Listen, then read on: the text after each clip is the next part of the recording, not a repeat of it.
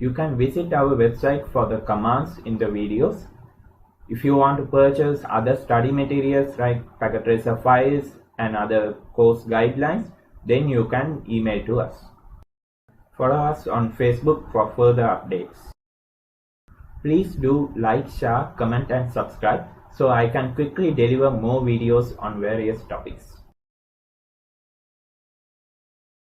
Okay, as per your network requirement, so that you can save the IP addresses. From 192.168.3.0 to 3.255 means you can simply group it from 0 to 64, from 64 to another 228. So you can group the 192.168.3.0 to 192.168.3.255 by dividing it into 4 groups. For example, 0 to 63, then another group for 64 to 127, then another group for 128 to 191, then from 192 to 255. Okay, so all these are considered as the block size, which means block size comes under 4, 8, 16, 32, 64 or 128. On each octet you can have around 4 or 8 or 16 IP addresses in each group, or 32 or 64 or 128. These are fixed values. You can consider it as a multiplier. Okay, in our calculation I will mention a term called multiplier, which is what I mentioned. By the multiply only it will increase. Okay, the size of the multiplier represents your IP addresses in particular subnet. All these groups are considered as a subnet. Okay, sub network. Okay, earlier for the 3.0 you will consider as a 3-dot network, right? Now the 3.0 is going to be subnetted. Okay, so sub networks. So as per our network IP requirement, you can subnet the second octet, third octet as shown in the picture. To understand this even better, you can have a look at this IP. And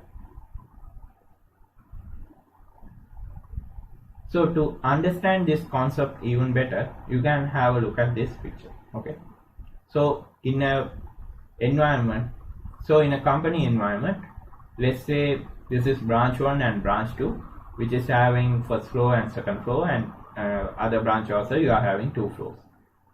For first floor, let's consider it as a local area network, which means coming under same network. The requirement is 250 hosts. Okay, which means 250 network devices are there in this particular LAN. Okay, likewise for the second floor, again 100 hosts are there in the second LAN. You can consider it as 100 network devices, PCs, laptops, printers, whatever. Likewise on the branch 2 also, the host requirements are changing. Okay, 50 hosts or 10 hosts, likewise that. Okay, for these purposes we will use the variable length subnet mask. Okay, earlier when I explained, on each subnet the number of hosts is not going to change. On each subnet 64 is the host size, mean on each subnet it will have 64 IP addresses. But now I am going to change into certain subnets I need like 250 hosts, in another subnet I need only 100 hosts. Likewise I can modify. Okay, I can't exactly modify or exactly I can't allocate 250 hosts on a particular subnet, but I can go for a closer value for that. 250 hosts means I can go for 256 IPs. So I can minimize the wastage of IP addresses. If I need 100 hosts, I can go for 128 IPs. So only the 28 IPs are extra, which I can use it for a later purpose. If I go for 256 IPs on just 100 IP requirement, which means I am basing too much of IP addresses, or I am just keeping too much of IP addresses without usage. I can use the remaining IP addresses for the third LAN requirement here in the 50. Okay, so likewise we are going to do the subnets.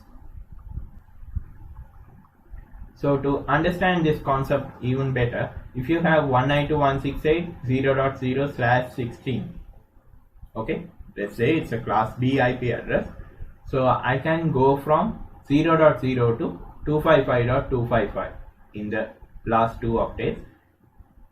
For that much of host I can have. Okay. So let's say I don't need that much of large amount of end devices here in a particular network.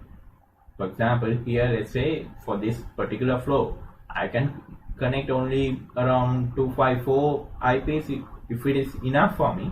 I don't need to go for this /16, right? I can simply go for /24. So 192.168.0 dot is going to be a fixed value